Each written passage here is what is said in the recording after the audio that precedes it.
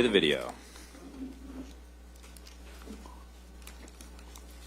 Preferably with audio. I was asked by the Senator what I thought the timeline might be for any potential conflict in the Taiwan Strait. I responded that I thought our concerns were, in fact, in the next 6 years. Well, I was fortunate to visit Taiwan just a little over 6 months ago. Government officials there described the last 2 years in their security environment as the most severe in their history, with multi-domain blockade rehearsals and attack demonstrations from all directions, from all domains.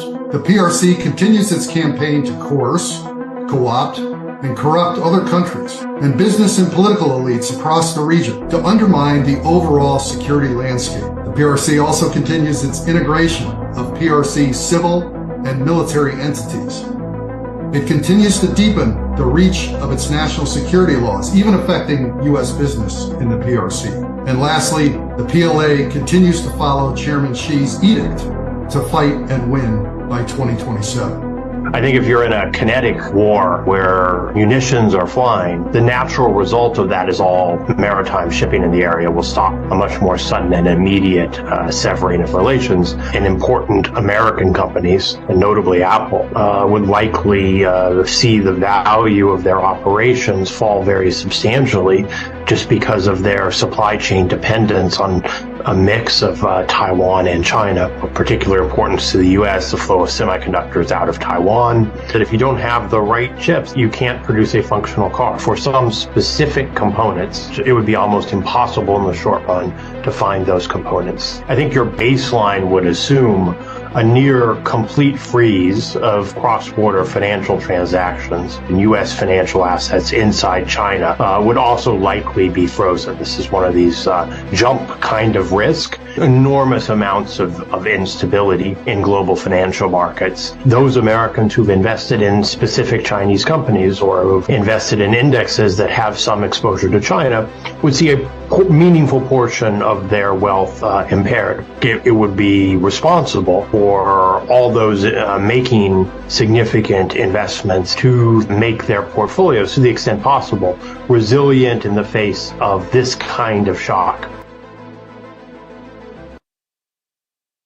In March of 2020, We could play it again, but I think we got the message. For years, national security leaders like Admiral Davidson have been screaming from the rooftops that the People's Republic of China, and specifically the Chinese Communist Party, poses the greatest threat to our country.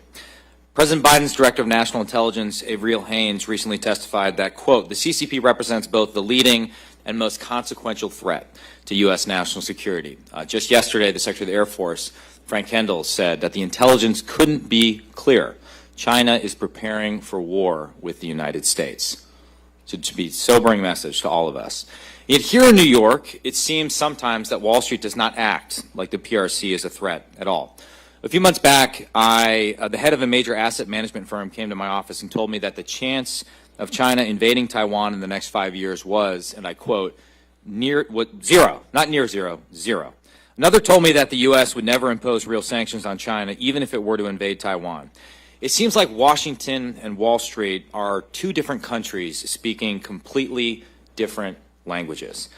And it's ironic because these banks and asset managers have incredibly complex value-at-risk models to look at volatility and correlation.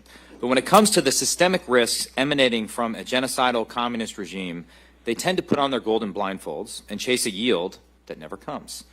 Ranking Member Krishnamurthy and I recently launched an investigation into Wall Street firms that are funneling American retirement money into companies that help build aircraft carriers for the PLA, next-generation stealth fighter jets for their Air Force, and artillery shells for the PLA. Mind you, these companies are all blacklisted by the U.S. government and often have strong prohibitions on selling them advanced technology, according to our export controls. Yet Wall Street sees no problem in shoveling money to them. So imagine if the disastrous scenario that Admiral Davidson fears is all too plausible actually comes to pass. China's military could be raining missiles on our friends in Taiwan, and very likely American service members, with weapons that Americans funded. They may be using AI targeting systems that Silicon Valley VCs helped them build. In short, we're at risk of financing our own destruction. The Biden administration's executive order is a first step to address the problem, but it must not be the last. It is up to Congress to ensure American money isn't financing the CCP's top tech ambitions, including AI, quantum computing, and semiconductors, but also biotechnologies, directed energy, hypersonics, advanced manufacturing, space technologies, anything associated with the PRC's military-industrial complex. Here's the thing. Every day that we keep funding the CCP's military ambition, every day that we delay vital military aid to Taiwan, we make conflict in the Indo-Pacific more likely. Last night, we hosted a variety of Wall Street executives at a tabletop exercise that focused not on missiles and torpedoes, but rather on sanctions, shipping routes, the SWIFT system, supply chains, and other areas of economic warfare. We saw that if China were to initiate preparations to invade Taiwan, the losses across our financial system would dwarf the right taken at the outset of the Russia-Ukraine war. The entire U.S. economy, banking system would be imperiled. Equity markets would drop precipitously as global shipping lanes closed. Shipping insurance premiums would skyrocket. Supply chains would break down. And the specter of global conflict would grow, causing further chaos in the global financial system. Americans would likely see their pensions shrink, their bank accounts hemorrhage cash. So the question is, what are we doing? What is Wall Street doing to guard against that outcome? Are banks and asset managers moving to protect American investors, or are they just betting on another bailout? The risks, in my opinion, go well beyond a conflict in Taiwan Strait. American investors in China are like the proverbial frog slowly boiling in a pot of water. The CCP is criminalizing routine business practices, often ones necessary for fulfilling fiduciary obligations to investors and shareholders, like due diligence, data gathering, independent corporate governance. Given those risks are myriad, you would think that if Americans much higher accounting regulatory firms, especially when they list on our exchanges, but in fact, very opposite. A recent deal struck between the SEC, PCAOB, and the Chinese government effectively circumvents the Holding Foreign Companies Accountable Act and allows China to audit its own firm, throwing American investors to the wolves and disadvantaging American companies. The CCP has nothing but contempt for our democratic capitalist system. Why should they enjoy the unfettered benefits of our capital markets? If nothing else, you would think Wall Street would think twice about financing companies that facilitate the CCP's Uyghur genocide, engage in forced genetic testing of repressed populations, or use forced labor up and down their supply chains. To quote written testimony submitted by David McCormick, the former CEO of Bridgewater Associates, will these firms ever stop underwriting moral behavior? The truth is American pensions, endowments, and retirement savings are not being protected. They're being swindled. Fraud, fake accounting, and outright lies are endemic to the communist system. Taking on a genocidal communist regime as a business partner is not a recipe for success. It is a recipe for systemic risk. And with that, I recognize the ranking member, Raja Krishnamurthy, for his opening statement. Thank you, Mr. Chair. Good morning to all of our attendees, and thank you to our witnesses. Mr. Chair, just a couple weeks ago, we were in Stoughton, Wisconsin. Just a few weeks before that, we were in Dysart, Iowa. Today, we're here in New York City. Over the past 6 weeks that we've traveled the company, we've seen a dominant theme emerge. The CCP has taken aggressive steps to advance its economic interests at the expense of American ones. Doing nothing in response to these risks posed by the CCP's economic aggression is not an option. These risks harm people in the smallest towns and the biggest cities. They threaten industries from the corn and soy fields of Iowa to the factories of Wisconsin to the trading floors of Wall Street. They are risks realized through intellectual property theft and forced technology transfer, by unfair trade and industrial policy, and by a military-civil fusion system that takes American dollars and uses them to fuel military aggression and human rights abuses. When we were in Iowa, we asked what we could do to better protect our farmers and the intellectual property that helps to feed the world. When we were in Wisconsin, we asked what we could do to better protect our job creators who help to create paths into the middle class. And now here in New York, the world's financial capital, it's important that we ask what we can do to better protect Americans' money and the global financial system. Let's use the federal government's thrift savings plan as an example. As reported by Newsweek earlier this summer, more than 115 mutual funds in the Thrift Savings Plan, or otherwise known as the TSP, contain more than 20 sanctioned or watch-listed PRC companies or their subsidiaries. These companies make, among other things, fighter aircrafts and ship engines for the People's Liberation Army and pose a direct national security risk. They also use Uyghur forced labor to produce textile, clothing, household electronics goods, and medicines. By investing in these companies, we risk supporting the CCP's military aggression and their human rights abuses. But that's not the only risk facing American investors from the CCP. As of January 2023, there were more than 250 Chinese companies listed on U.S. stock exchanges with a total market cap of over $1 trillion. These are stocks that Americans are investing in every day. But they don't come with what most Americans consider to be standard investor protections. Their complicated corporate structures carry massive risk. All the while, the CCP is cracking down on the very act of disclosing risks. The CCP is doing this by cracking down on due diligence to the point where the U.S. Chamber of Commerce has said that, quote, risk can't be properly assessed. The CCP is so afraid of bad news getting out that they've stopped publishing their skyrocketing youth unemployment numbers and instructed investment banks to avoid publishing politically sensitive data that could make the Chinese economy look bad. It's no wonder that just a couple weeks ago, Secretary Gina Raimondo said that according to some business leaders, quote, China is uninvestable because it's become too risky.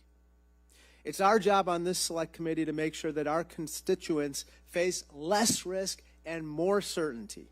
It's our job to make sure that in the same way your food supply and your jobs are protected from harmful CCP policies, that your money is protected too.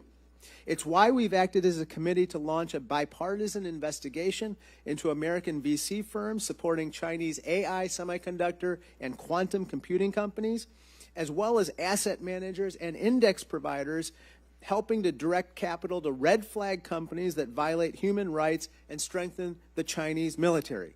It's also why I believe the Biden administration has taken critical and positive steps to address these problematic outbound investments, steps that deserve our support and legislative action to strengthen them. The stakes for our families from Iowa to Wisconsin to New York are simply too high to ignore, and they are too high for us to settle on a path of inaction. I look forward today to hearing from our witnesses about what we can do to address these risks and protect the interests of the American people. Thank you, and I yield back the balance of my time. Thank you. Thank you. If any other member wishes to submit a statement for the record, without objections, those statements will be added to the record. We are privileged today to have a great lineup of witnesses, each of whom brings a unique set of insights into the threat the Chinese Communist Party poses to U.S. financial stability. Unfortunately, one of our witnesses, Mr. Chanos, could not make it here due to bad weather. My understanding is he was over Pennsylvania when his plane was forced to turn around, and he could not find any other flights due to air traffic control in New York. I will not make a sort of jab at LaGuardia or JFK. I appreciate the hospitality we've been shown in New York City, but I just really want to quote his testimony. Exceptional. I encourage you all to read it. One thing that stood out to me was this quote. I've often said that China is the only country in the developed world that knows its GDP on January 1st of that year.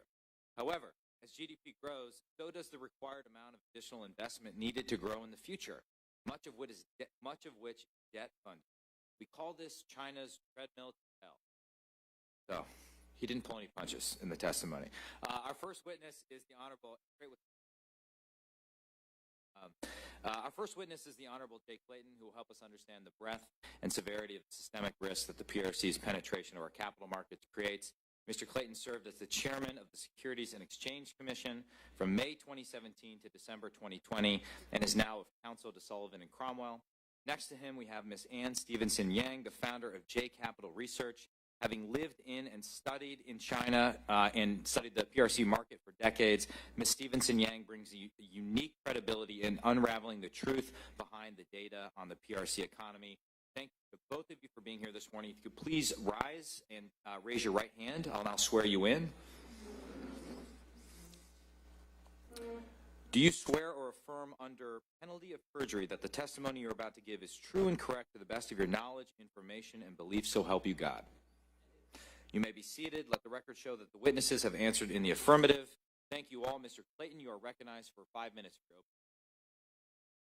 Thank you, Gallagher, Ranking Member Christian Authority. It's nice to be here today. I submitted detailed written testimony.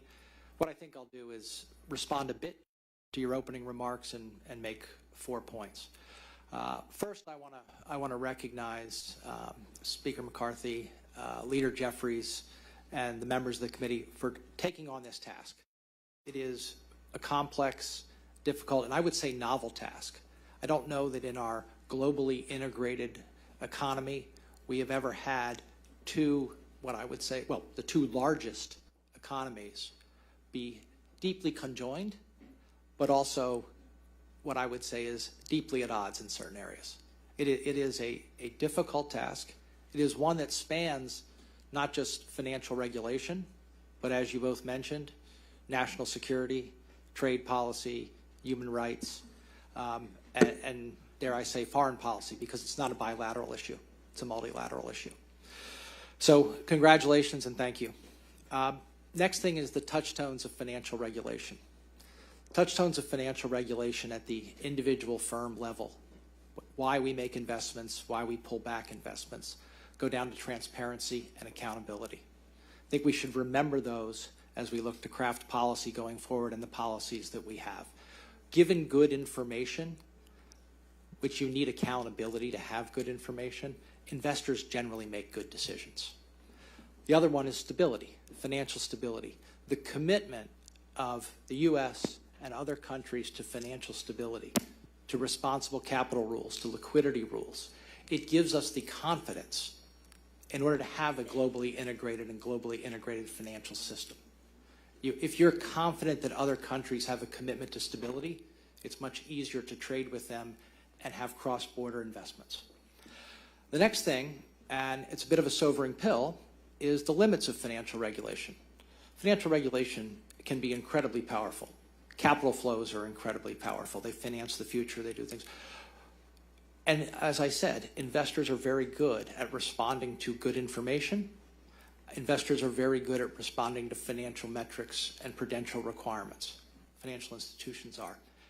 Investors are not good at, they don't have the information to be good at, human rights, national security, trade policy. Those are matters for the government. And I want to emphasize that. But what I will say, and my last point, is that given clear and coherent direction from governments, the power of the market to respond to policy is remarkable. If a recent example provides this, the Russian sanctions around financial instruments and financial markets were incredibly powerful. They were comprehensive, they were bilateral, and immediately people pulled back. Now, that, I think, has caused a number of people on Wall Street and the investment community to look at what would happen in a similar scenario with China. And I have seen initial indicia of people looking at what would happen, going over those scenarios, and starting to think, okay, how can I de-risk such a situation? One of the recommendations I make, and I will close with this, is that the U.S. government, through the FSOC or other body, could do that kind of scenario planning and help us better understand what the risks are and how to de-risk any type of abrupt shift in investment and capital flows. And with that, I thank you. Thank you very much. Ms. Stevenson-Yang, you are recognized for 5 minutes for your opening statement. All right. So thank you, Mr. Chairman and Ranking Member and the other members in attendance. And I agree with Mr. Clayton that that the key here is investor information. How to get investors' information is a bit of a different issue. We're in a bit of a bind with China because we have a deep and broad economic relationship with China, and we can't simply decouple. And yet we face some fundamental disjunctions between the U.S. systems and Chinese systems. Countries expect one another to be honest and to follow norms, like giving clear and true information about the economy, not deputizing members of society to steal intellectual property, not committing human rights violations, and so on and so forth. And China does none of these things. So what do we do? I think the first step is to stop letting the wolf warrior class in China intimidate Americans and keep us from, for example, meeting with Taiwanese leaders, putting bans on products made in Xinjiang, talking about human rights and so forth, by raising the threshold of threat so very high as they do. The next step is targeted sanctions. I think that the strengthening of CFIUS during the last administration was very effective. I think that the October 2022 targeted export restrictions on semiconductors were very effective, and the August 2023 executive order on investment looks to be very effective, and we need to do more of that.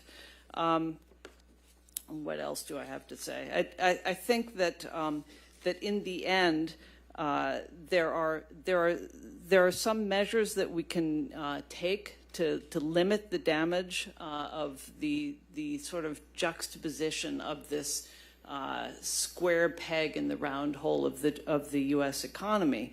But ultimately, we need better investor information, and we need to, as a country, invest in our own infrastructure, our own education, and our own strengths as a country, as opposed to China. So I will yield there.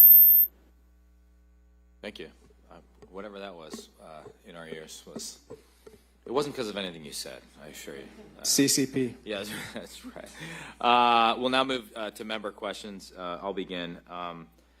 Mr. Clayton, I guess I was struck by two things yesterday, and then in reading your statement and listening to your statement. One, we had a variety of conversations with asset managers and bankers yesterday, who I think it's fair to say have a slightly more dovish view of China than I do. I won't speak for the other members of the committee. But one thing I left is that as long as they had predictability and an appropriate transition period to live with new rules, let's say on outbound capital investments, I think that we could reach an agreement. What Wall Street hates more than anything else is uncertainty and this prospect of swinging wildly back and forth between this executive order, that executive order, this administration, that administration. So to me, it sort of emphasized a basic point, which is that Congress should step up and legislate a lasting solution. And when you mentioned clear and coherent direction, I was reminded of that. I'd just be curious to get your reaction to that. Well, I agree, and I would say you're right, Wall Street, but markets hate it. Yeah.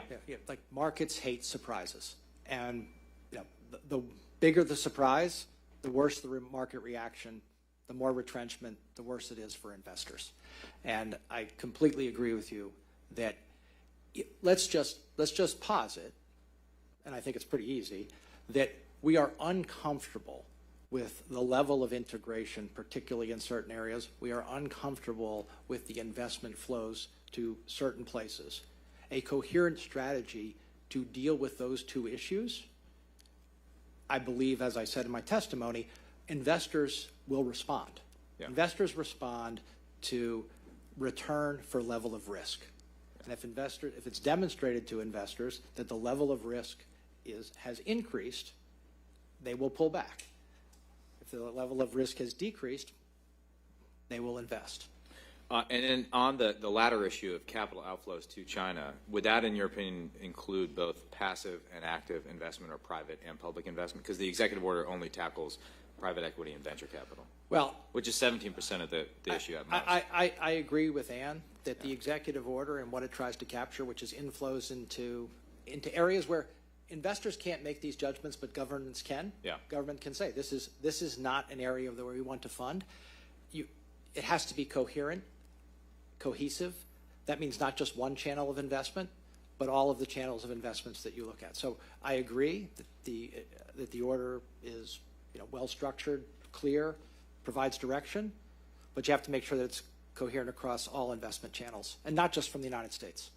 And then you talked about the need for, you referenced a proposal that's in your written testimony about the need for scenario planning. I mean, we went through a scenario yesterday, and at one point, maybe I made the comment that I would assume somebody at Treasury or Commerce or the Fed is doing this every single day, giving the complexities. Like, we should be wargaming a financial and economic escalation with China over Taiwan.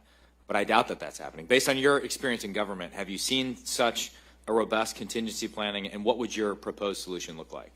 So I'm sorry for a bit of a long answer. Yeah. Companies do contingency planning at the company level. Yeah. They're pretty good at it. They know their markets. They know what will happen.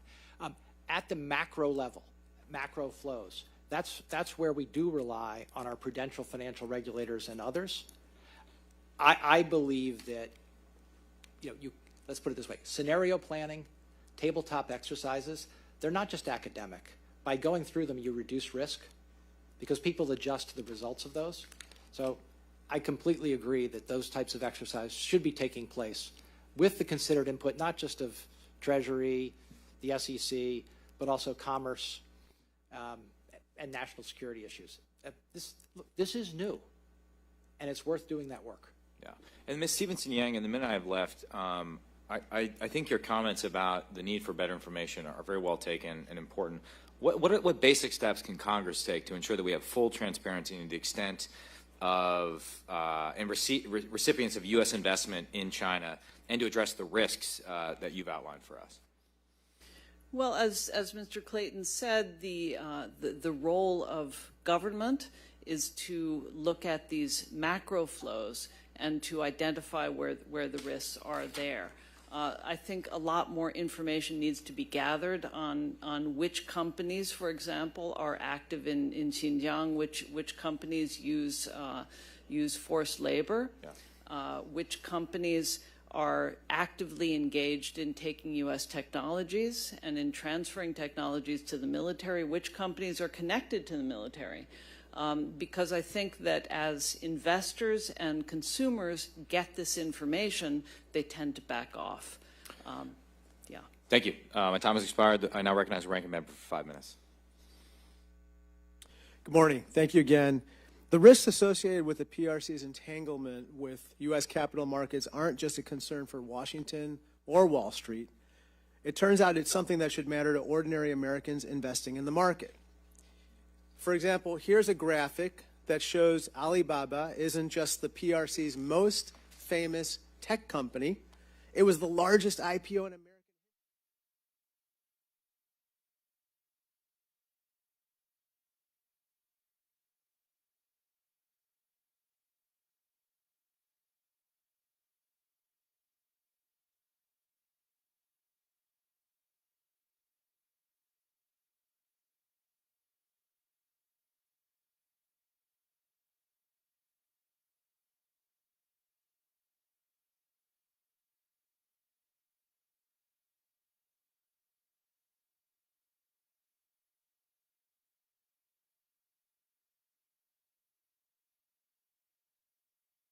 Stevenson-Yang, in a 2021 Forbes article, you said that this VIE structure is, quote, clearly illegal under Chinese law, right? Yeah, that's correct. And you also mentioned, quote, Beijing has made threats against the VIE structure. And in this statement that you submitted to us, you said, quote, would likely ban, close quote, these VIE listings. Doing so would tremendously impair the value of all these investors' assets, right? It would, but I think that one thing that we've learned about the Communist Party in China is that they will be willing to sacrifice economic growth for their own strength and dominance. Sure, but it would hurt our investors. And it would hurt our investors for sure, but I think that that in the end, that's probably inevitability. They have done it before, and I think they'll do it again. Ms. Stevenson-Yang, one of the VC firms in our investigation also invested in MEGV, and I want to throw up a graphic of a chilling picture of a Uyghur concentration camp. MEGV is now sanctioned for, quote, actively supporting the biometric surveillance of Uyghurs. Americans shouldn't be able to invest in companies that support this, right? That's right. It's not a happy tool to use, investment, but it's the only one that we have. Some of the companies we're investigating also help direct capital to ZTE, which is banned from U.S. networks due to espionage concerns. Ms. Stevenson-Yang, if a router is too risky to use in America, we shouldn't be routing money to its manufacturer, right? That's right. ZTE is directly under the Ministry of Aeronautics and is clearly part of the Chinese military system. Let me turn to another issue we're very familiar with, and that is the Federal Thrift Savings Plan, also known as TSP. 6.8 million federal employees are invested in the TSP, including many active duty military members, including many members of Congress, including me. And what I learned talking to my staff and researching this issue is very unsettling. TSP funds companies involved in building this graphic. The PLA's fifth generation fighter jet, also known as the J-20, which would be critical for China possibly invading Taiwan. It's manufactured by a company called AVIC, A-V-I-C, AVIC. TSP offers index funds which invest in subsidiaries of AVIC, which is under U.S. sanctions today. Again, Ms. Stevenson-Yang, most federal employees probably have no idea that their money is potentially invested in these companies, right? That's correct. It turns out multiple TSP index funds also invest in something called Huafu Fashion Company, which is sanctioned for using forced labor. But what I don't get is that the TSP's board seems fine with this. In 2019, its chair said, quote, the TSP board doesn't believe it's appropriate to prohibit TSP participants from making a choice that could be, quote, in their best interest. Now, Ms. Stevenson-Yang, you don't think it's in the best interest of federal employees to be invested in stuff like this, right? I do not. I find it unacceptable that we maintain lists of sanctioned Chinese companies but allow investment in them. I think it's wrong. Now, some of our critics of this committee have written op-eds claiming that even investigating these kinds of issues is, quote unquote, overstepping the committee's purview and, quote, egregious overreach. But frankly, the only thing that's egregious is Wall Street's continued investment in companies that the U.S. government has literally sanctioned for CCP human rights violations and espionage. I yield back. Hear, hear. I now recognize the gentleman from Illinois for 5 minutes. The other gentleman from Illinois, Mr. LaHood. Thank you, Mr. Chairman, and thank you for having this hearing in New York. I think it's very important. I want to thank our two witnesses for your valuable testimony here today. I'd like to focus my questions today on the conversation around outbound investment, and both of you touched on that, and where the line should be drawn for U.S. investment in China. Over the past few years, we've seen U.S. outbound investment into the PRC continually decline. According to research conducted by the Rodinium Group, direct U.S. investment dropped to $8.2 billion last year, which was a 20-year low. However, despite this slowdown in investment, more restrictions are being called for, especially on certain targeted sectors. Earlier this year, we had former U.S. Trade Ambassador Bob Lighthizer, who testified before this committee. And in his written remarks, he stated that, quote, Congress should take steps to severely curtail outbound American investment in China, particularly investment flowing in strategically important or dual-use sectors, unquote. And last month, as everyone knows, President Biden issued an executive order directing the Treasury Department to develop a system by which the government is notified of outbound investment in Chinese companies in select industries. Additionally, the executive order grants Treasury, in consultation with the Department of Commerce, the authority to restrict certain investments in national security technologies. Mr. Clayton, I'll start with you. As we look at this, do you agree, first of all, do you agree with Mr. Lighthizer's assessment that we should severely curtail outbound investment? And then as we look at how do you restrict those outbound investments in China, where do we draw that line? So look, Bob is an expert more than I am in trade and where we should draw those lines. If we choose to draw those lines, if we choose to make that decision that we're going to restrict investment into certain companies, how do you do it? That's more in the area of what I know.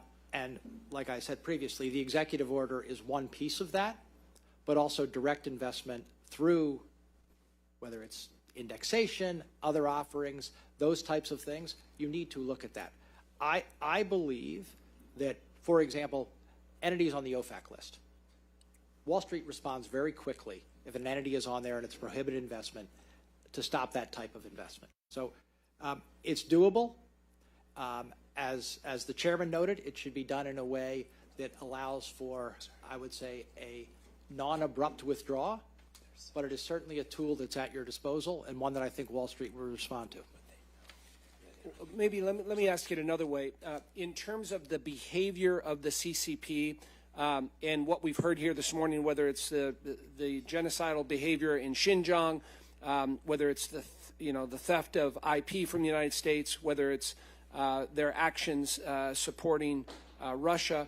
I mean, the justification for curtailing outbound investment, do you have an opinion on where we should be going with that? No, look, I do. And now, my own personal opinion is I believe that there should be restrictions in place.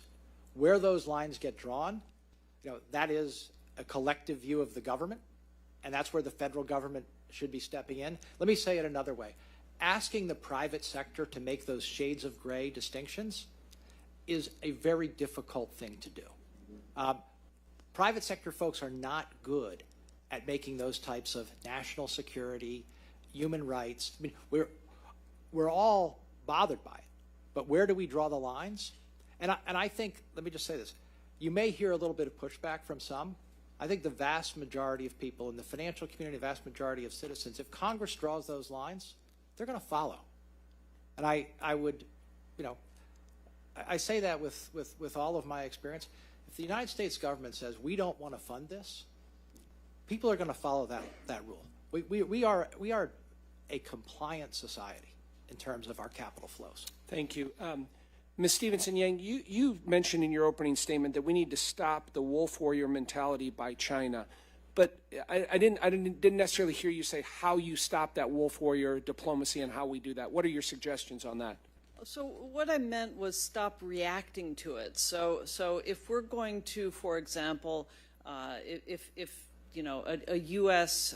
textiles company is going to say, well, we won't source cotton from Xinjiang, and then China angrily issues a lot of statements about how that company is banned and, Xinjiang is absolutely fine and cotton is absolutely fine from there and our patriotic companies should all buy cotton from there. We should just be unperturbed by that, not apologize to the Chinese government, not go back on what we've said, but just, and we've spent a long time in corporate America sort of being timid and afraid of these statements from China.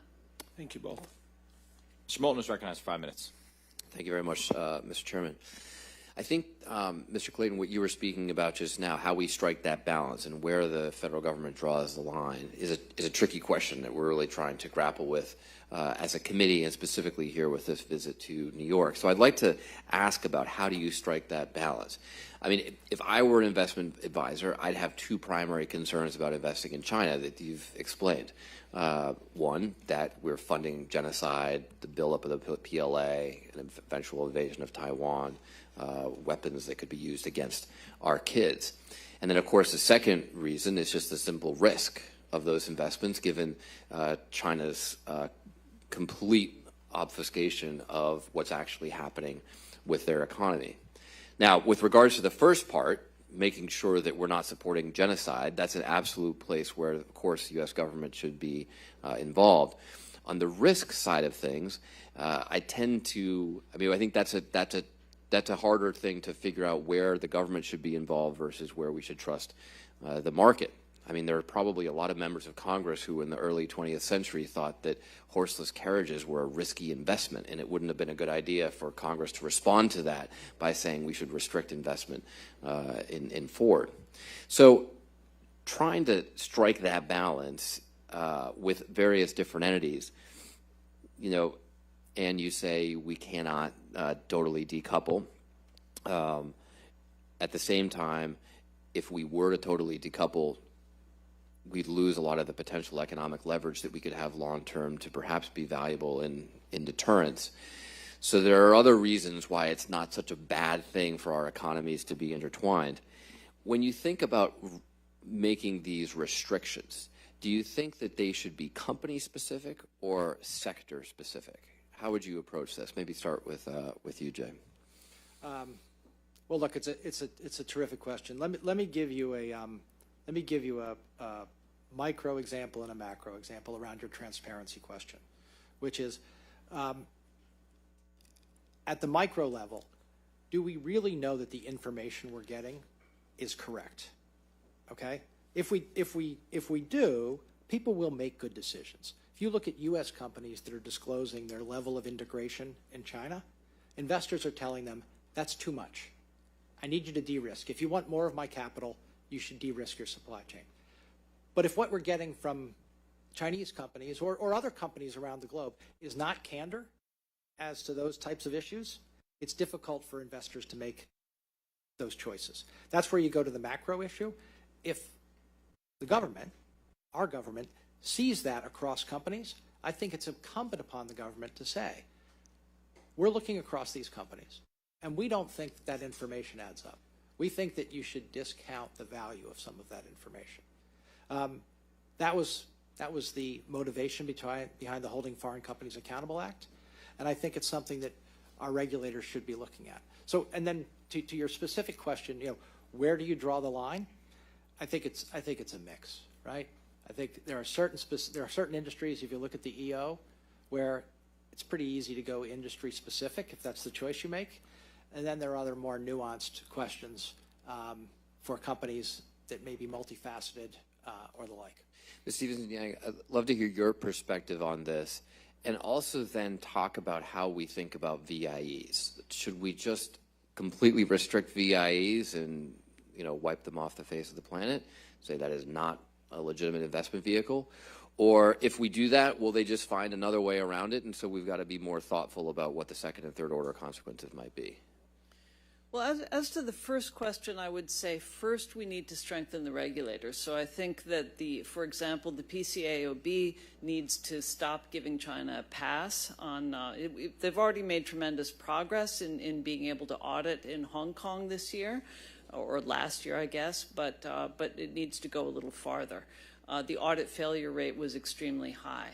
The IMF has given China a pass on giving detail around its foreign, what do you call those, foreign reserves for a long time. So those things need to stop. We need to apply the same regulations to China that are applied to every other country. After that, I think we look at the export restrictions and we follow those. We have a very competent team at BIS, so we follow them and look at what they're doing. I think the import restrictions and tariffs tend to be less effective. The export restrictions tend to be more effective. So we look at what technologies those are focusing on and perhaps focus on investment in those. And if you could, for the record, just take this question more specifically to VIEs. I'd appreciate VIEs, it. I forgot, yeah. We'll probably have time for a second round if we Okay. go back to it. Mr. Chairman, I yield back. Thank you. Thank you. Ms. Hinson.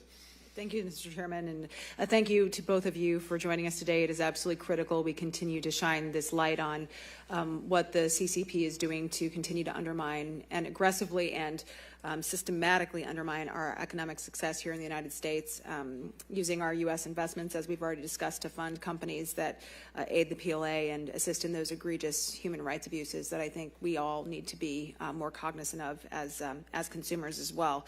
I think our small businesses also, working families should be able to trust that their investments are not being funneled to these malign practices in China.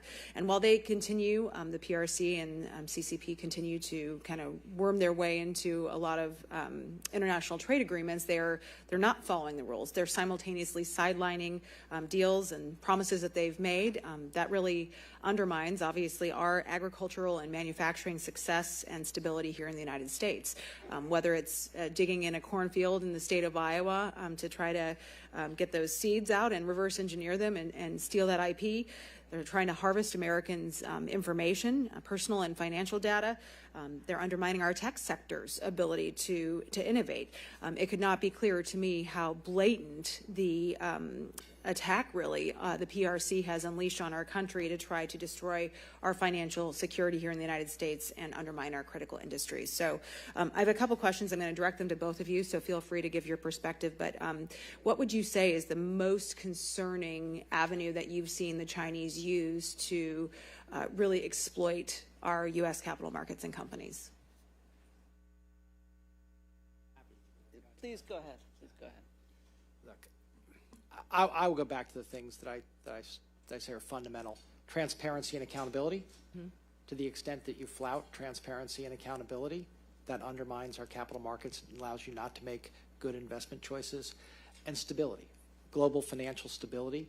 It's essential to investment flows and trade.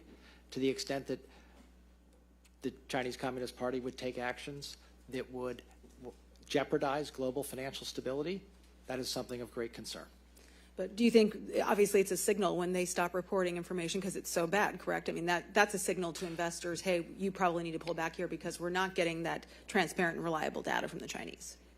Look, information is the lifeblood of markets. Transparent information is the lifeblood of markets, and I think that you are seeing, I would say, the investment community writ large respond to a view that the information they're getting is not as reliable as it maybe has been in the past, or not as reliable as it was expected to be.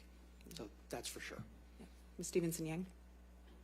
Yeah, I would agree with all of those comments. I mean, I think, you know, in China, the idea of a U.S. IPO has been, you struck gold. You know, you won your lottery ticket. You managed to collect a whole lot of money.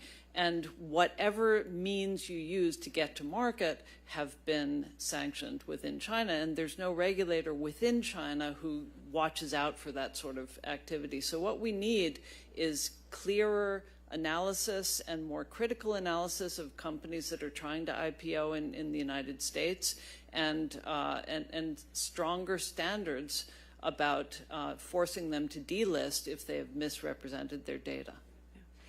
Turning that around a little bit on the companies that are trying to do business in China, obviously they're trying to work within the regulatory framework, but we've seen some of these kind of frequent offenders in China kind of pushing the envelope with American companies trying to do business there. What do you think we can be doing to support these companies and industries as they continue to make those investments but face those uphill challenges from the PRC? I'm not sure that there's a ton that we can do except through the WTO. There are a number of WTO agreements that China has not abided by over these 20 years. So I think maybe we go to that forum and push a little bit harder. But in the end, China has this magic wand, which is the approval rights over companies. So even though they've agreed to allow U.S. foreign participation in banking and telecom, for example, if they don't approve the companies, then you can't participate. Right. Well, it's certainly a red flag for American investors when their capital and their risk that they're taking could be immediately upended by the whims of the Chinese Communist Party. Thank you. I yield back.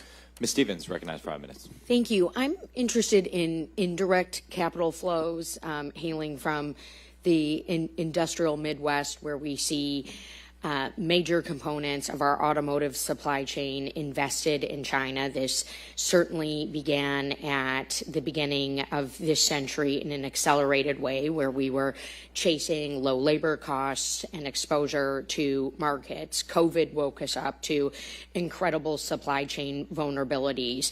But if you are a tier 1, tier 2, tier 3 supplier, looking to expand and grow your business, and you look up expanding my business to China, and you get a sense of the opportunity and risk, there is very little articulation about the capital risk. And so when we look at dollar flows, and certainly here in the United States, we're very well aware of the capital crunches.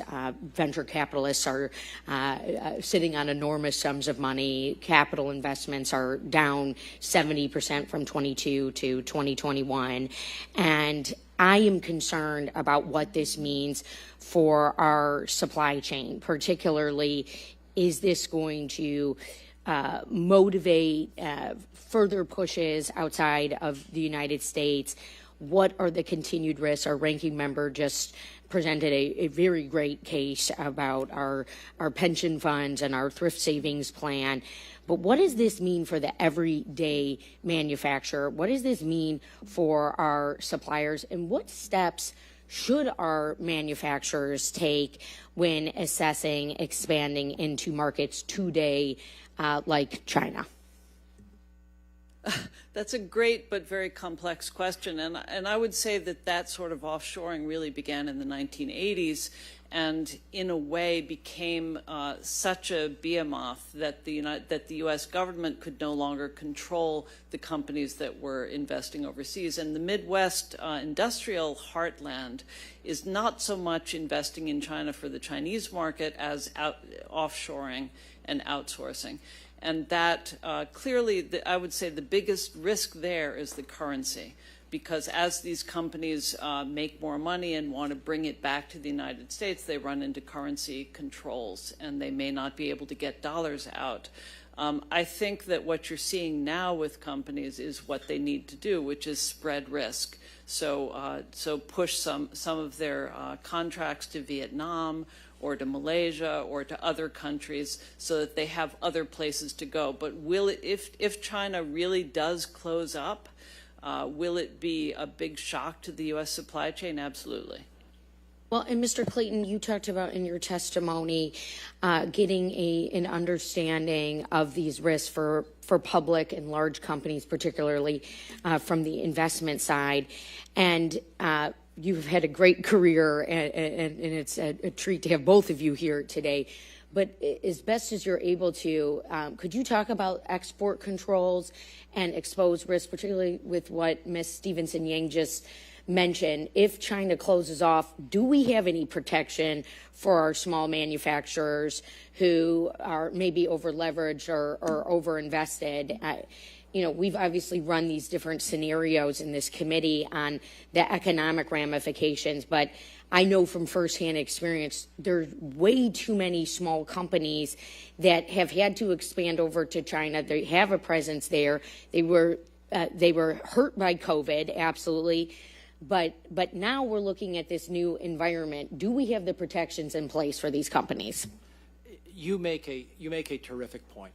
We talked about abrupt dislocations in markets and the ramifications, whether it's pulling back on investment, pulling back on consumption, and the kinds of stresses that puts on companies. That does not happen uniformly.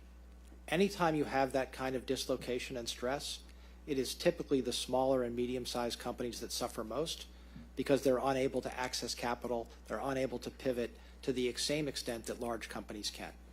And it is a consideration when you think about decoupling and the like. The other point I'll make that you also raise, it's very, and you both raise this is multilateral.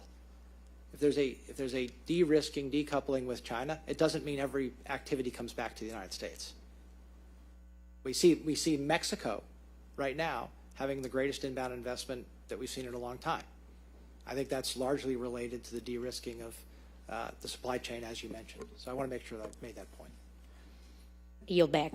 I will now entertain a second round of questions. I'll recognize myself for 5 minutes. First, a comment. I think when I sort of began this journey on the committee, particularly on the financial and economic aspect of competition, I just assumed that a lot of the pushback we got from Wall Street was because of the returns that were to be made in China, right? Put differently, the reason people continued to pour capital into China, even during the pandemic, was basically the same reason John Dillinger robbed banks, because that's where the money is, right?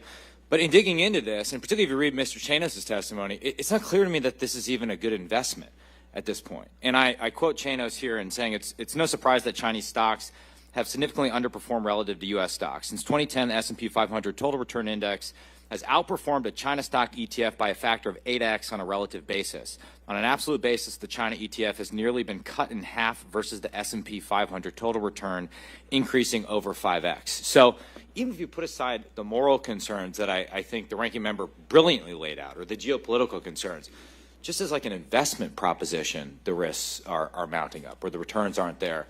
You can comment on that when I ask a question. The other thing I have to bring up that I've been struck by on this trip, and we've had great discussions and a great tabletop, and this has been very illuminating, but almost everyone we met with a few exceptions, has asked that we keep their identities secret. If you think about it, these are the same people that have no problem going to Hong Kong and Beijing and, you know, dancing with Leo Hud, various conferences. And yet when they meet with members of Congress, it's like we're in some witness protection program and we have to shuttle them around, which I kind of think gets to the, maybe it's related to the Wolf Warrior point, or just we're so sensitive to the reaction. In fact, we had people tell us explicitly that their Chinese LPs would object if they knew they were meeting with us. That kind of crystallizes, I think, the dilemma we face and how difficult it is to mobilize action in light of those concerns. Mr. Clayton, to get a better handle on this problem, you talk about this in your written testimony, but I want you to say it orally. Should Congress mandate that publicly traded companies disclose their exposure to the PRC?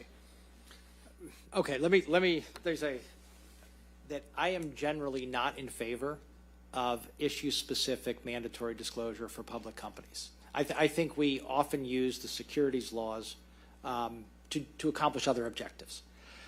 In this area, I believe that large public companies that have significant exposure to China, for the reasons you just articulated, I would say a greater understanding of the geopolitical risks, the company risks that we've come to learn from COVID. This is an area where I would at least consider a pilot program for very large companies disclosing the China-specific risks and what type of scenario planning they have done in the event of abrupt decoupling. And look, this is not about liability. It's not about gotcha. It's just about, in the boardroom, if you have a substantial exposure to China, how have you thought about the type of risks that you're talking about if they come to fruition, and provide that information to investors? I think those questions are already being asked. Yeah. But I think that this is an area where you can show leadership. And I would say, you know, look, again, I'm not a big fan of excess liability. I think we have too much of it. But you can show leadership in the type of disclosure, the type of dialogue that companies should be having. I'll just make one last point there. During COVID, this is exactly what we did. We asked public companies to come forward and say, given all the challenges of a lockdown, given all the challenges that, give us your best estimate. Give us your planning as to what you're going to do in response. U.S. public companies did a fabulous job. They told the public, here are our challenges, here are human capital challenges, here are our supply chain challenges, here's what we're going to do about it. And it instilled great confidence in the marketplace. So what exactly, in your paradigm, would they disclose in a pilot program? Would it be revenue generated in China? Would it be, you mentioned the contingency plans they have? Yeah, my view is if they have a certain level of exposure to China, that they should say, here are our contingency plans in the event that we were to have an abrupt decoupling. This is what we've thought about. And these are the risks. I think investors know they exist, but that dialogue is a good dialogue to have. Yeah. And then Ms. Stevenson-Yang is unfair in the remaining 23 seconds I have. To go back to the VIE issue, just in simplest terms, what does one own when one owns a VIE? And what shareholder protections does one have? One owns a stream of revenue, not profit, because profit is explicitly not permitted under Chinese law. And what protections does one have? Companies arrange that the owners of the VIE sign documents that allow them to, that allow investors to kick them out if need be. But it's a fairly thin reed to hang on. Yeah, thank you. My time has expired. Mr. Krishnamurthy. Thank you again. We all know that the CCP bans books, but now it's also cooking the books. Take real estate. According to government figures, new home prices have slipped just 2.4%. That's according to the CCP. But data from private sources tell a different story. Existing home prices have fell by at least 15% in areas like Shanghai and Shenzhen, and the city of Guangzhou saw a price drop of about 25%. Ms. Stevenson-Yang, one very humorous part of your past statements include the following. You said, quote, when you go around and meet state-owned industry people, everybody laughs at the national statistics. So I don't know why foreigners believe them. Ms. Stevenson-Yang, when it comes to official PRC government statistics, you noted in your testimony that numbers are often distorted in order to reach goals. They're goal-driven. That combination of factors right now, a serious real estate crisis involving vast amounts of debt, and a government that misleads the world about basic economic facts, poses a serious threat to the global economy. Isn't that what you think? I think that's correct, yes. Now, Mr. Clayton, I wanted to bring your attention to a very interesting headline that we saw in the Wall Street Journal. Can you put that graphic up? It says, China's economy isn't ailing, it's evolving. IPO lawyers told to watch their language. This is by the Chinese Communist Party. It's not just the CCP's official government data that's made up. They're requiring companies to tell tales to their own investors. Regulatory Commission, their version of the SEC, which you led formerly, recently convened a group of Chinese law firms and ordered them to not disclose risks to investors that paint the CCP in a negative light. Mr. Clayton, as you see from this headline in the Wall Street Journal, law firms aren't allowed, these are Chinese law firms, aren't allowed to describe the Chinese economy as ailing, even though it is, or highlight other problems of the PRC. Don't you think that these types of risks put retail investors in jeopardy here? In a word, I think they put investors at jeopardy, yes.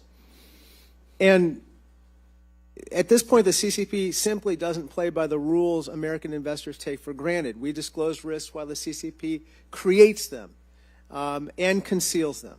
We value human rights while the CCP violates them and then expects us to fund those very companies facilitating those violations, which I pointed out before. Now, Ms. Stevenson-Yang, the implications of CCP financial censorship don't end with what we just discussed.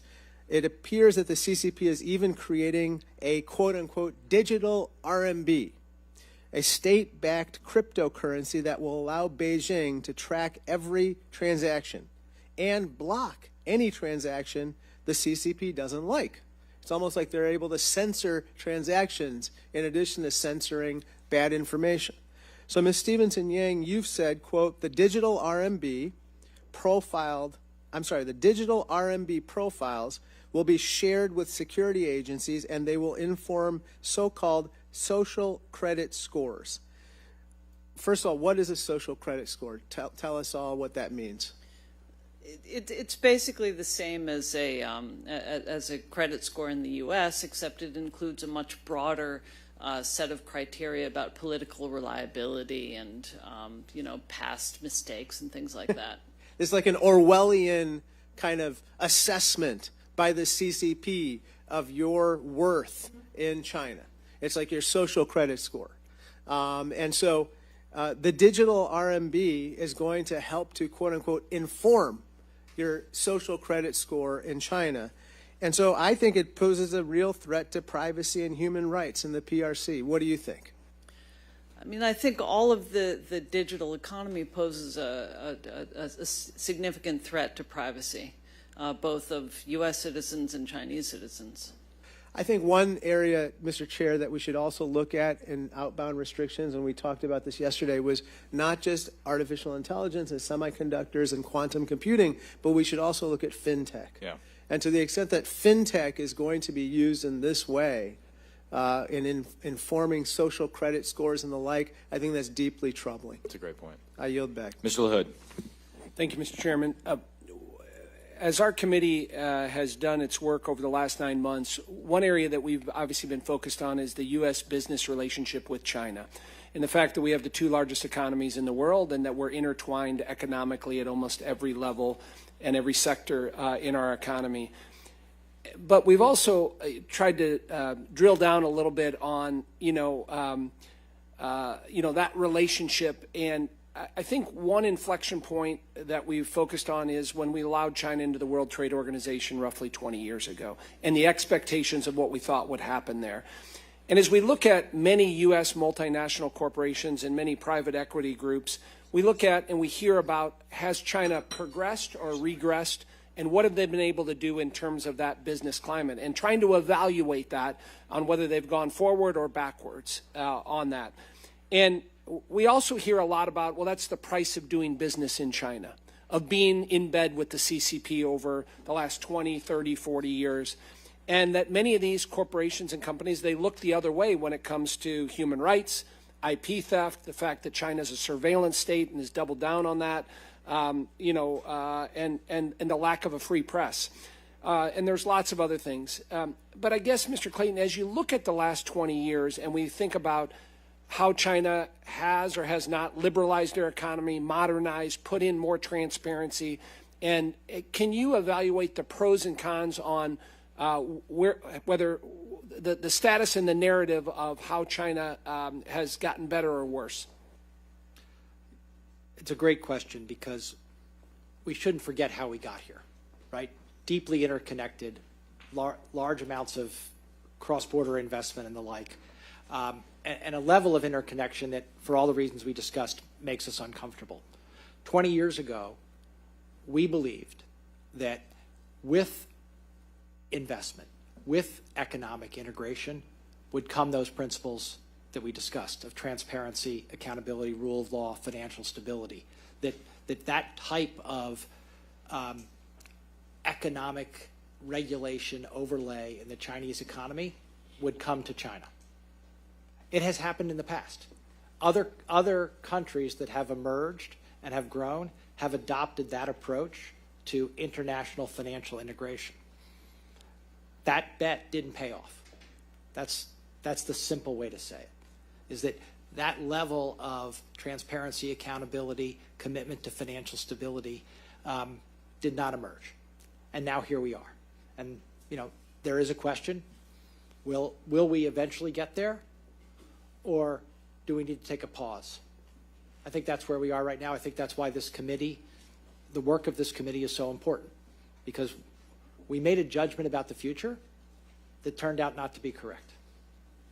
And with that opinion, do you have any confidence that the Chinese will wake up to that fact and change their ways? Look, we, the U.S. and China, did have great benefit from this integration, right? The trade benefits to both countries were substantial. You had incredible economic growth in China. We had lower costs of manufacturing, providing better goods for the consumer at cheaper prices. That was all good. If that's going to decouple, you would think that people would wake up to the fact of, how do we keep that from happening? But that's what's playing out right now, as I see it. Ms. Stevenson-Yang, do you have a comment on that? Yeah, I would agree with all of that. I think, though, that to some extent what we're looking at represents a technology gap, that in the 1990s emerged a lot of online communication technologies, and we simply were able to unstring value chains in a way that wasn't possible before, and move a lot of portions of those value chains to China, and didn't really have the regulatory structure to capture that. I think also that 1989 and the Tiananmen Rebellion is underestimated as a force in Chinese politics. I think after that, the Chinese Communist Party decided, we've got to pull back on this experiment. Thank you. Those are all my questions. Mr. Moulton. Thank you, Mr. Chairman. I'd like to continue on my earlier line of questioning about how we figure out where to draw this line and strike this balance between telling investors what to do for good reason and trying to distort the markets when we're not in a great position to do so. So, Ms. Stevenson-Yang, could you pick up that question with respect to VIEs? Should we banish VIEs? If we did do that, what would be the result? Would companies and investors just find a new way around the loophole or loopholes through the existing system? What would happen, and what do you think our policy prescription should be? We have to take a gradualist approach, and I think we're doing that through the HCF, what's it called, the Holding Foreign Companies Accountable Act. because if we were to ban VIEs at once, then a lot of very, very large companies would have to delist, and that would be very harmful to American investors. So I think bit by bit we'd do that. Mr. Clayton, do you have anything to add to that? No, yes, I do. I think to pick up on the Holding Foreign Companies Accountable Act, I think it was a very responsible piece of legislation because it gave a time frame for when delisting would take place in the event of a finding of non-compliance. The PCAOB found compliance. There's a new time frame, but I think that type of lead time gives the market time to adjust. I think the market was adjusting. The indications were that delisting was a real possibility. That was having market effects. When the PCAOB found sufficient compliance, that was a bit of a shift. But I would say that any type of legislation, any type of restriction that deals with already in place investing should have that kind of forecasted timeline to allow markets time to adjust. So picking up on this point about delisting, I mean, you ran the most comprehensive investment oversight and enforcement program really in the world at the SEC. Do you think that you have the tools to enforce things like proper transparency if companies are going to be in the market? And should we be looking at delisting a lot of Chinese companies because they're not following these standards? Wow, there's a lot in there. Let me start by saying that the most effective securities enforcement regime by far in the world is the U.S. Securities and Exchange Commission. The women and men there do an unbelievable job. And when you look at number of actions, successful actions around the world, more than a majority, a substantial more than a majority, are brought by them. That said, the ability to bring an SEC action outside the United States, not a U.S. actor bringing securities in the United States, but actually to have an effect outside the United States is very limited. And do you think it should be limited, or is that a place where legislation should allow the SEC more reign to do this, to take these kinds of actions?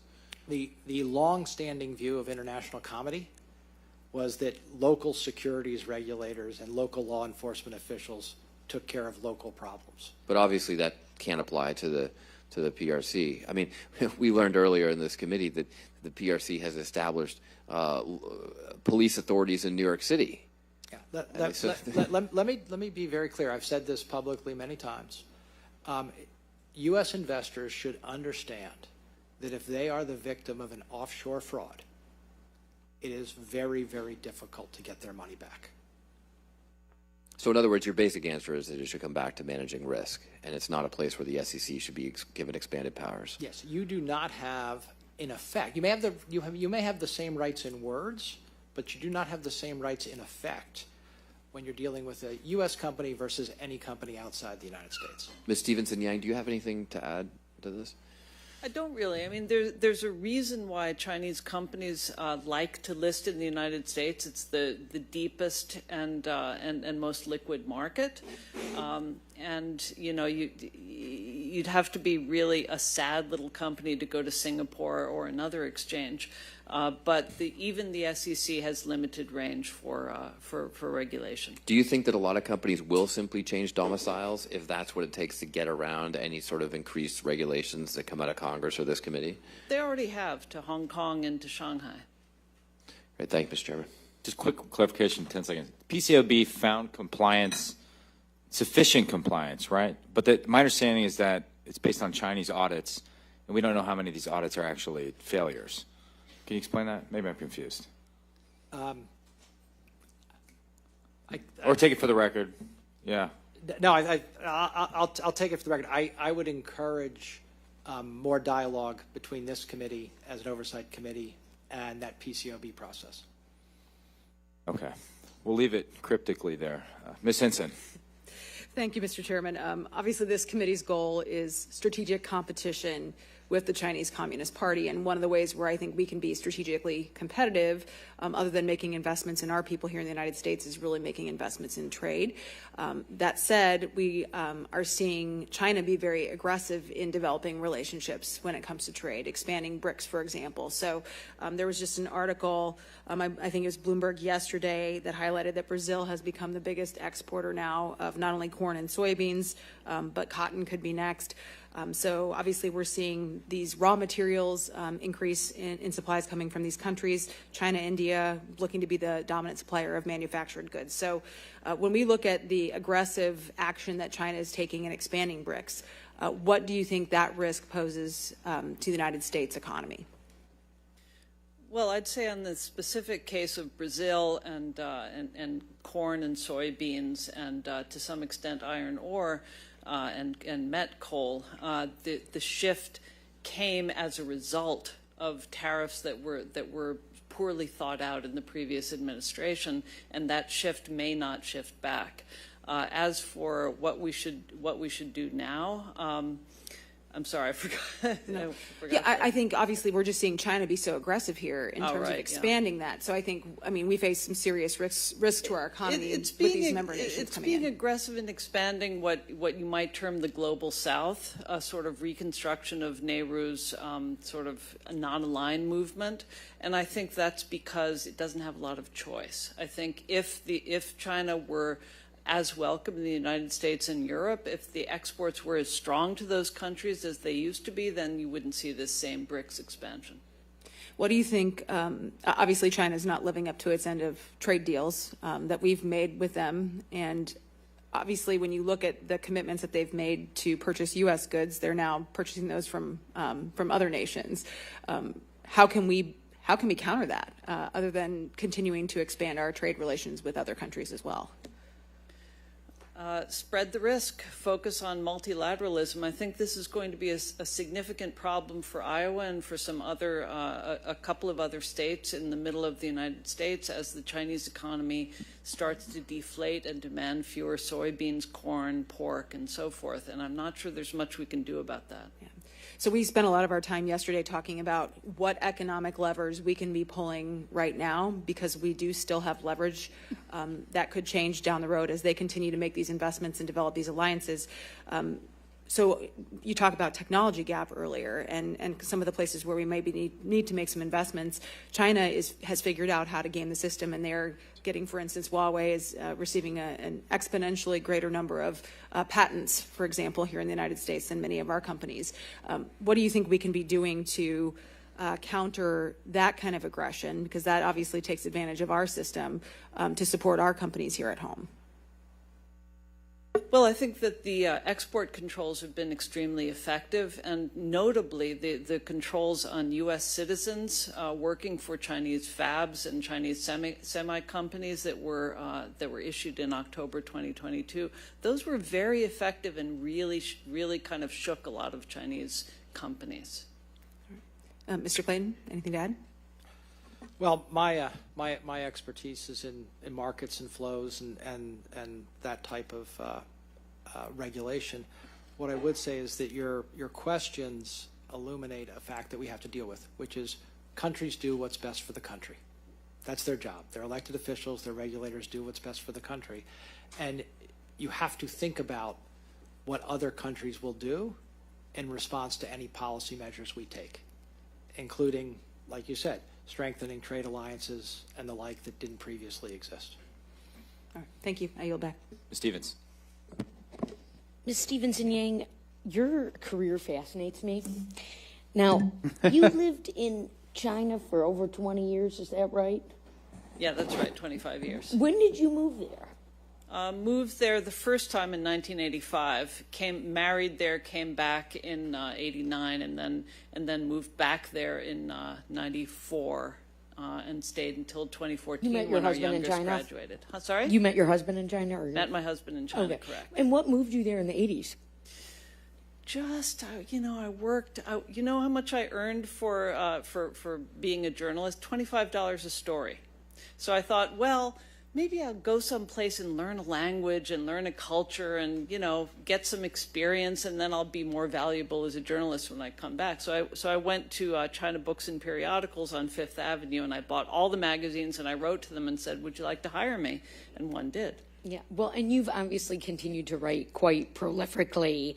And just last year, during some of the uprisings pushing back on the CCP governance structure, you wrote that that China is witnessing its biggest governance upheaval since the Tiananmen Square. And I thought that article, I think it was published in Forbes, was really quite fascinating. It exposed, people jumping out of their buildings in Shanghai, people going hungry. And certainly during the beginning of the COVID-19 pandemic, seeing how China was responding and also seeing how local journalists were attacked. Have you received any retaliation from the CCP since writing so demonstrably about what is happening over in China? Well, the last time I gave testimony to a congressional commission, there was retaliation against people close to me in China. Are you concerned about being able to go back? Yes, I will not go back at this point, which is sad. I have lots of in-laws and friends there. Yeah, and so from your time there in the 80s on and off to now, has that surprised you, that turn and that closing off? And what do you think are some of the motivations for the CCP in becoming so closed off as to compared to where they were maybe 20 years before the turn of the century? And maintaining their power. They saw in 1990 the fall of the Soviet Union and the breakup of the Soviet Socialist republics, and they quaked in their boots, and they issued they commissioned a lot of reports out of the Chinese Academy of Social Sciences to try to figure out how not to fall prey to that. They spent a lot on technology to improve the responsiveness of government to the party. Yeah. And your new enterprise, J Capital, are you advising companies? Is that what you're doing in your current enterprise? We do a couple of things. One of the primary thing is we're a short activist. So we look at fraudulent companies, we study them, we write a report on them, and then we expose them. Okay. And so you're getting in front of some of the IP considerations as well? Yes. Okay, great. Well, thank you so much, Mr. Chair, and I yield back. Thank you. Would the ranking member like to offer any closing comments? Sure. Thank you. Thank you to our witnesses. Thank you to our audience, both here and virtually, for paying attention to these issues that we brought up here. Today we talk about basically the risks posed by investing in PRC companies and entities. And it turns out there are many risks. There's the risks associated with a lack of information about those investments. There's a risk associated with doing business in China, and we've heard about how hard it is to do business in China, including exit bans being placed on employees, raids happening on American companies, the counter-espionage laws or counterintelligence laws preventing our companies and businesses from doing due diligence. But in addition to that, I just respectfully submit the following principles associated with our investments going forward in China. We should not be investing in PLA military modernization. We should not be investing in companies that assist with espionage or that hurt our national security. And we should not be investing in companies that facilitate human rights abuses and, worse yet, facilitating a genocide. Now, we in Congress have a duty. We must legislate to create clarity and predictability surrounding these restrictions. The Biden administration and the executive branch must also strengthen rules and regulations and bring consistency to the various lists that contain sanctioned companies and watch list red flagged entities. However, in the meantime, I respectfully submit the following to Wall Street firms who may be paying attention to this hearing. Please divest from these companies if you haven't done so already. Don't be a part of the problem. Don't be invested in PLA military modernization. Don't facilitate espionage or activities that could endanger our national security. And for heaven's sakes, don't invest in companies that facilitate human rights abuses. You have the right to do these things currently, in many cases, but it's not the right thing to do.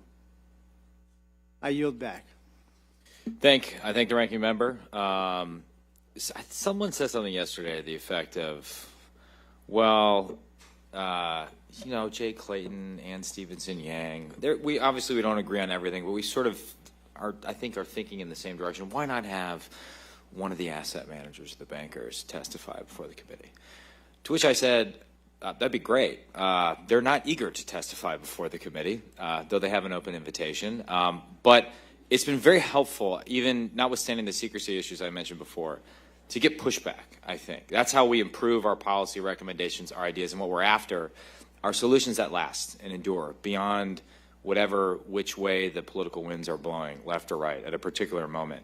And so I really thank our witnesses for challenging our thinking with your testimony, your thoughtful responses to our question, your time. I want to thank the Council on Foreign Relations for your hospitality. You've been incredibly generous with this facility. We were parked out here all day yesterday, and despite the fact that I failed to buy snacks for the members, then we were struggling at the end of the day. We got through it. I want to thank our members. It's not easy to get everyone in one place outside of Washington, D.C. It's a significant investment of time for the members, but I certainly learned a lot from this experience in New York. And finally, I just say, we started our day yesterday by going down to Ground Zero and participating in the ceremony to recognize 22 years since 9/11, and the memorial itself is incredibly moving and powerful. The event was powerful and moving, and I was reminded of what was said by the 9/11 Commission after that tragic event, which was they described it, the intelligence failure leading up to it, as a failure of imagination.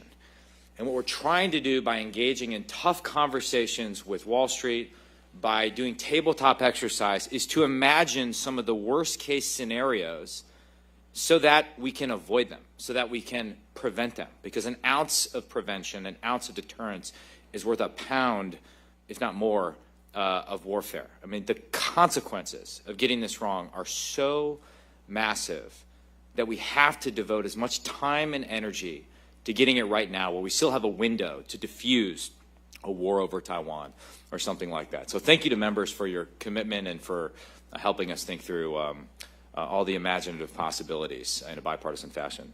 With that, questions for the record are due 1 week from today on September 19th. And without objection, the committee hearing is adjourned.